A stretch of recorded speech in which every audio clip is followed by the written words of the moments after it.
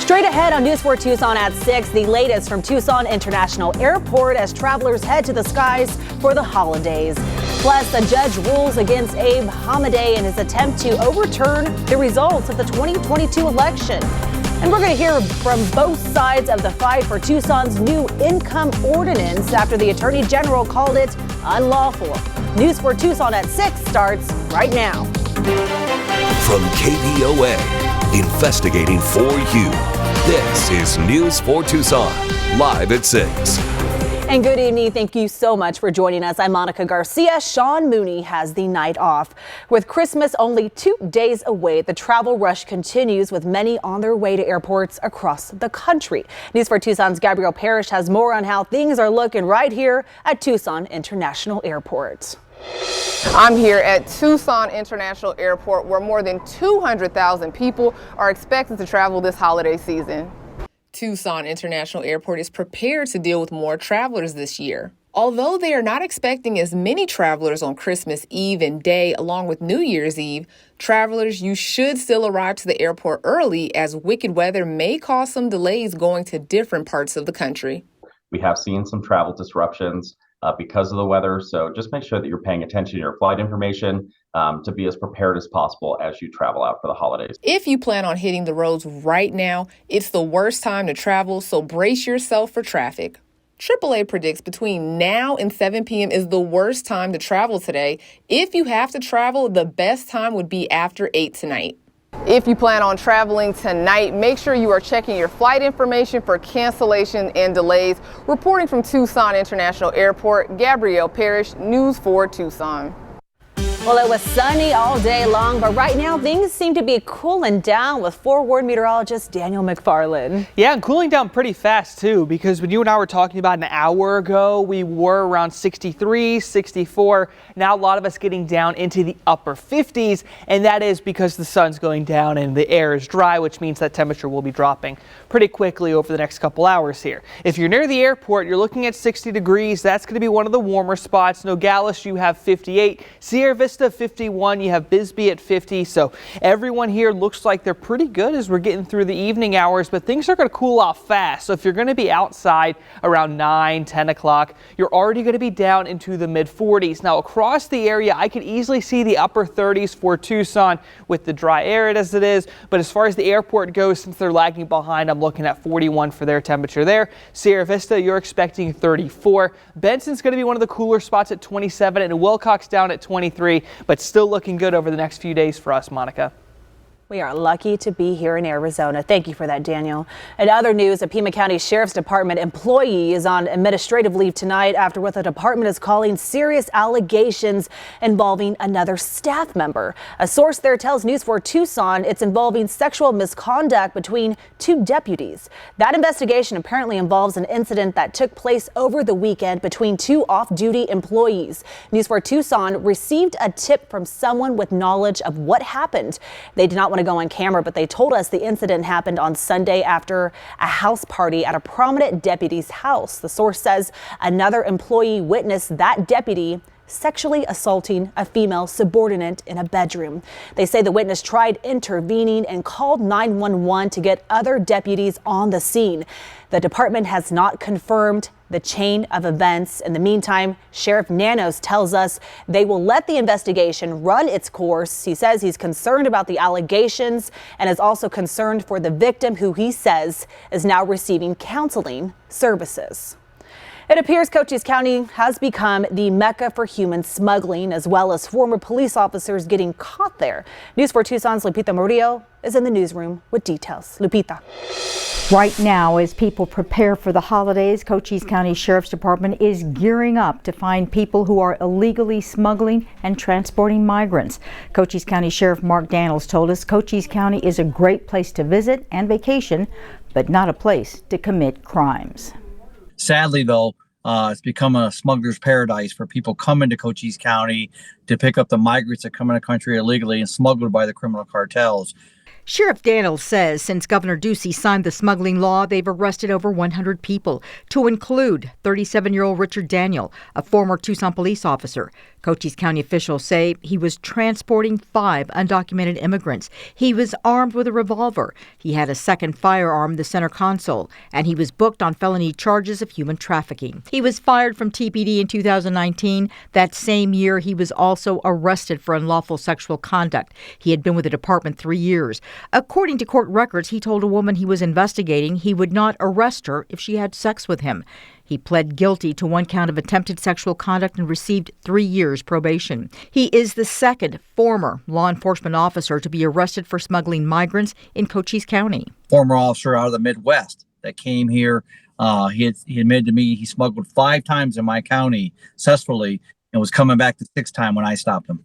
Sheriff Daniels says these 2 former officers are participating in an international organized criminal smuggling operation. It's despicable. I'll just be honest with you that you took an oath to protect communities and citizens, and now you're participating with very violent organized criminals. So it's disappointing. I had no tolerance for it. Sheriff Daniels adds he doesn't know of any law enforcement officer who wears a badge and takes an oath that would tolerate this behavior.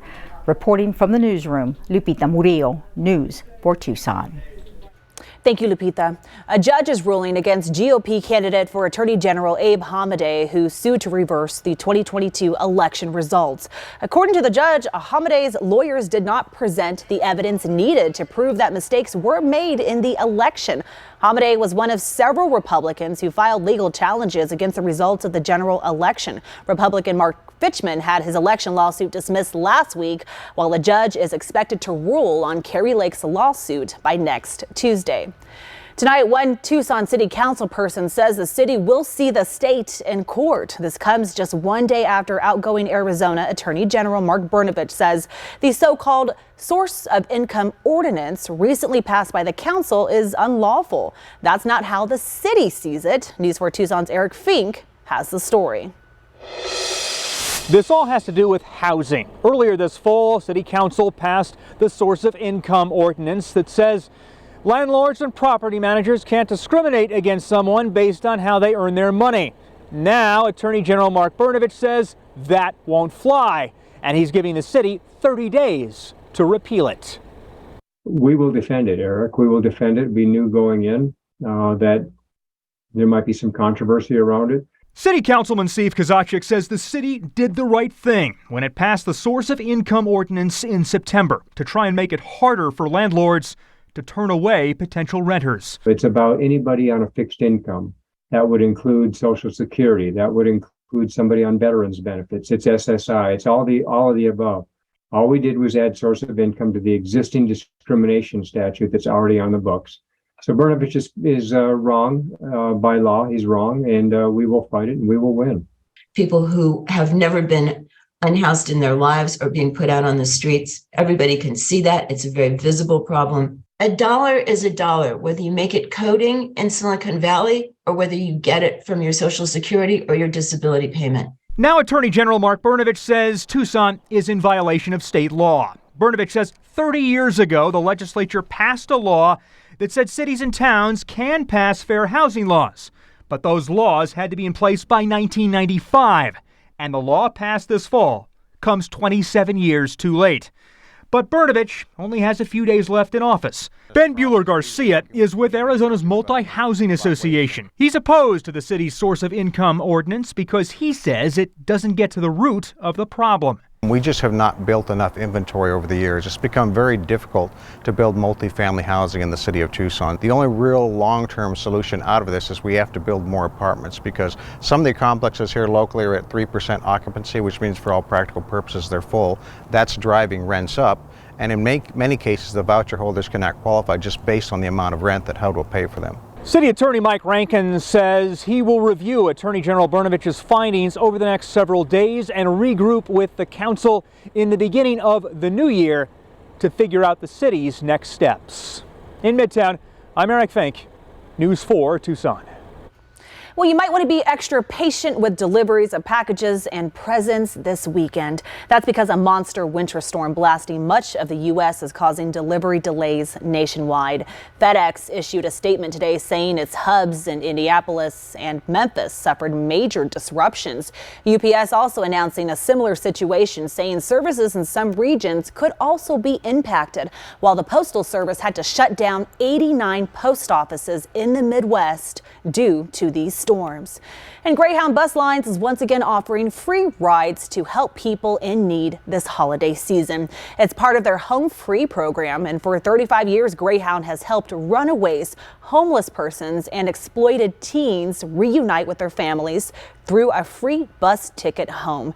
Greyhound started the program back in 1987 and so far has helped 18,000 families by providing those free bus tickets. So great. Well, coming up on News 4 Tucson at 6, a look back at this year's Season 4 Hope campaign and the response from the community after having a wonderful holiday season. When News 4 Tucson at 6 returns after the break. Investigating for you. This is News 4 Tucson.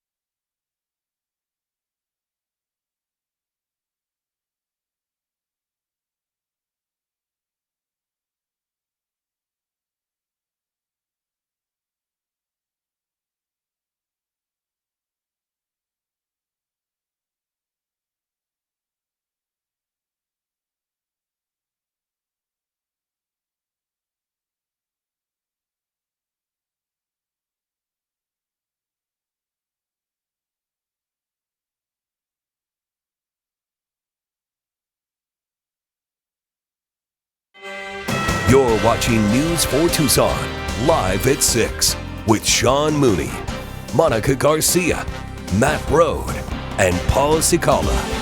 We have forward meteorologist Daniel McFarland here with that very important holiday forecast. And I feel like some folks might be possibly getting off of work or maybe getting ready to hit the road tonight or tomorrow. So what are these weather conditions they should be anticipating? Well, unlike Thanksgiving, the road conditions for Christmas are going to be fantastic. Great. We're not expecting anything. Temperatures are going to be nice. So if you're driving between Phoenix and Tucson or even portions of New Mexico, we're looking good. All right. And across the area, the temperatures are dropping fast. So if you're just going to be out on the roads this evening, again, no real chance out there of us seeing any kind of rain, but the temperatures will be dropping pretty quickly. This is going to be what you can expect closer to about 10 o'clock. Mid-40s for a lot of us out there. I'm looking at some spots that might be getting down into the lower 40s at that point in time. And of course, as we get into the overnight hours, there is going to be a chance a few of us get down into the upper 30s, but most of us are going to be stopping, say, around 41 or 42 for those lows. Now I want to go ahead and jump forward a little bit to Christmas itself. So on midnight, so this is going to be Christmas Eve night and midnight Christmas Day, you're looking at 44. A little bit chilly out there, definitely a jacket if you're headed out at that time. And Christmas morning, I think a slightly heavier jacket with the upper 30s. But then as you get into Christmas Day, just great. 70 degrees for most of us out there. Nice day for everyone in southern Arizona. And again, no cloud cover moving through at that time. So looking fantastic if you're going to be out doing anything on Christmas Day itself. The radar is clear, and that's going to be the case for the next few days. And then we have the high pressure center right here to thank. That is going to be making its way across the southwest. And then eventually we're going to be tracking some rain that has a chance to make its way into southern Arizona. And so far things are looking pretty good. We're going to be dry throughout your day on Monday and Tuesday. In fact, those days are looking great with highs in the mid 70s. But as we get into the overnight hours into Wednesday, that's going to be when we can expect some light rain to eventually reach us. And then maybe even chances of some heavy or even moderate rainfall throughout the day Wednesday and Thursday. As far as any kind of snow for Tucson, it's not going to be that cold. It's going to be pretty similar to what we had before.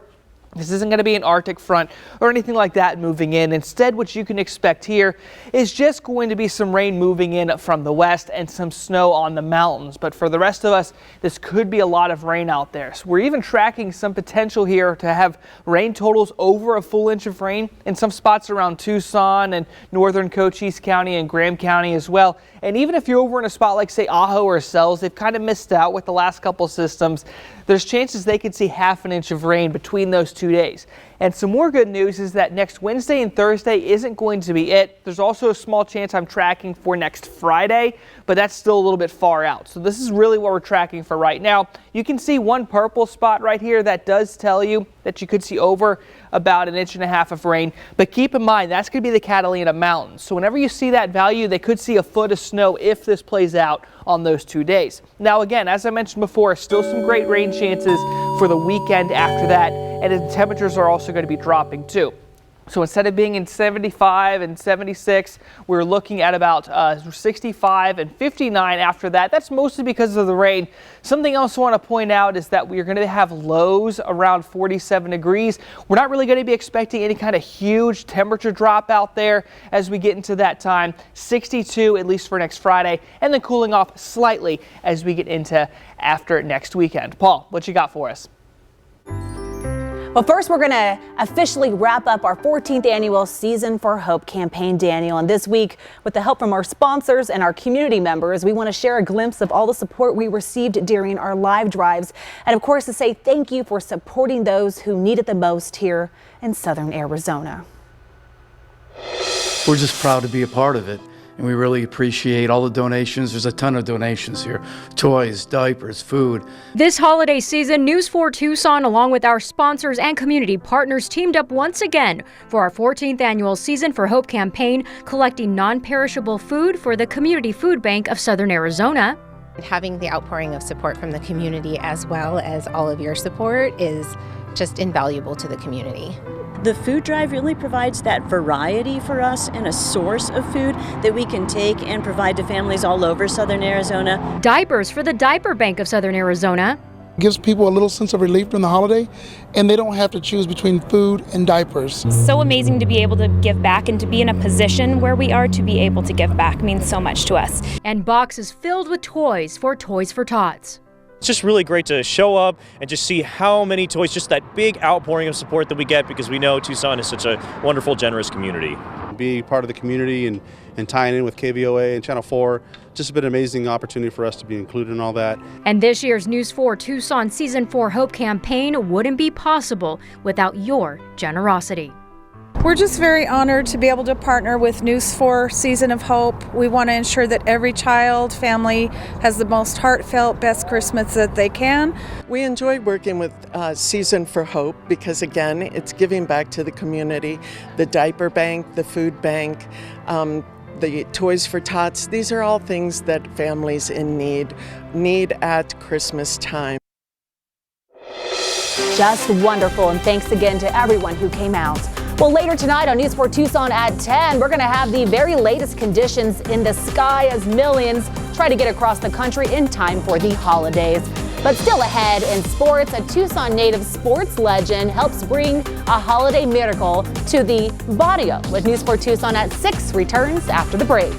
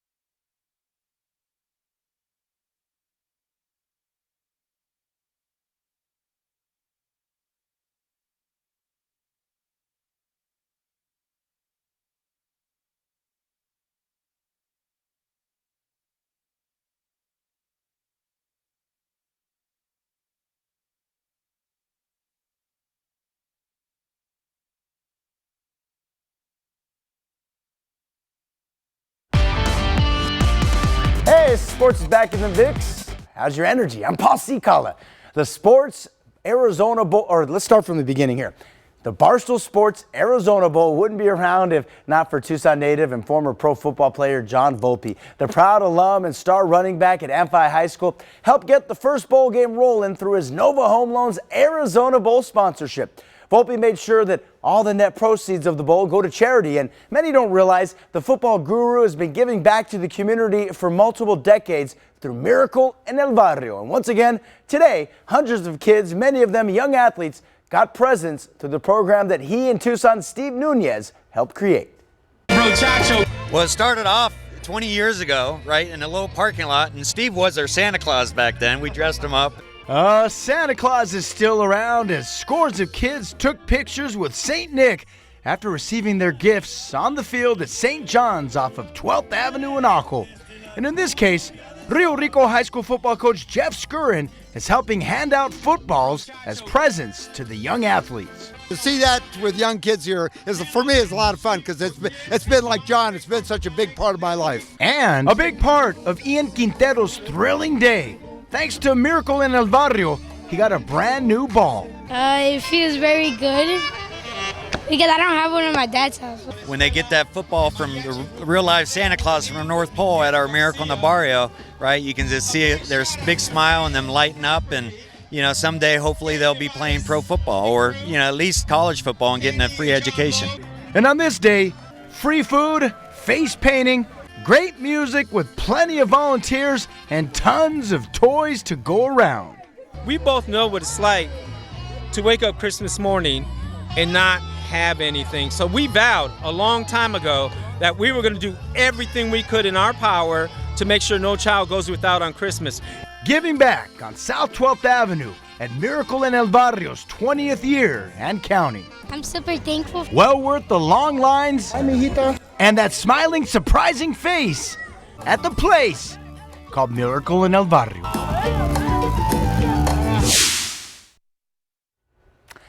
Never gets old seeing the smiles on the kids' face every single year. I head on out there to Miracle En El Barrio as well. Many of the kids, of course, will undoubtedly also attend the Barstool Sports Arizona Bowl, set for 1 week from today, featuring Wyoming against Ohio on the campus of the U of A, Arizona Stadium. Plenty of tickets are still available, and remember, all net proceeds go to Tucson area charities. Teams will begin arriving to the Old Pueblo on Monday. Meanwhile, the 5th-ranked Arizona Wildcat men's basketball team is heading into the holidays with 12 wins and 1 loss, and still the talk of the basketball world was last night's play of the year from Azulis Tubelis. After stealing the ball, he dribbled it around a defender in one motion with one hand in transition, still keeping his stride, and down. How you like him now? Dunking it down the other end. That, folks, is a candidate for Pac-12 Play of the Year. Hey, quickly, the 18th-ranked Arizona women's basketball team has taken some extended holiday leave. The Wildcats will be back in action when they host rival ASU 1 week from tonight. Meanwhile, a transplant Arizona fan down in McFarland, hey, he's bringing us some joyful weather, isn't he? Of course, always got to root for U of A, and it's going to be a fantastic weekend, Paul. You're looking at 71 on Christmas Day, and then 75 for Monday and Tuesday. Smaller rain chances in the middle of next week. So really fantastic if you want to get out there for And Christmas. I'm just so glad the weather was great for those kiddos out there. Oh, yeah. Thanks so much for joining us, and have a great evening. We'll see you back at 10.